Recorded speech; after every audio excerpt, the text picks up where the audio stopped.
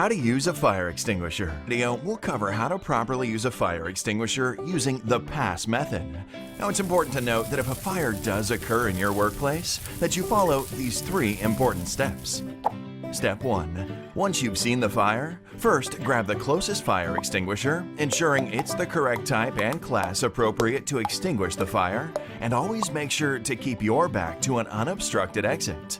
If you do not think that you can put out the fire safely, make sure to evacuate the building. Step 2.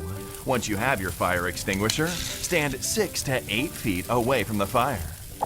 Step 3. Follow the PASS 4-step procedure. First is P for pull. Pulling the pin unlocks the operating lever and allows you to discharge the extinguisher. Next is A for aim. Make sure to aim the extinguisher nozzle or hose at the base of the fire. The first S is squeeze. Squeeze the lever. This discharges the extinguishing agent. Releasing the lever will stop the discharge.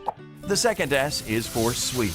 While discharging the extinguisher, start moving towards the fire. Keep the extinguisher aimed at the base of the fire and sweep back and forth until the flames appear to be out.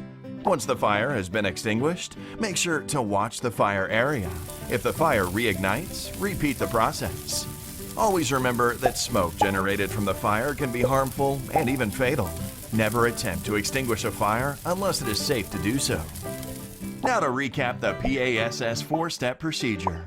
P is for pull the pin. A is for aim the nozzle. The first S is for squeeze the lever. And the second S is for sweep.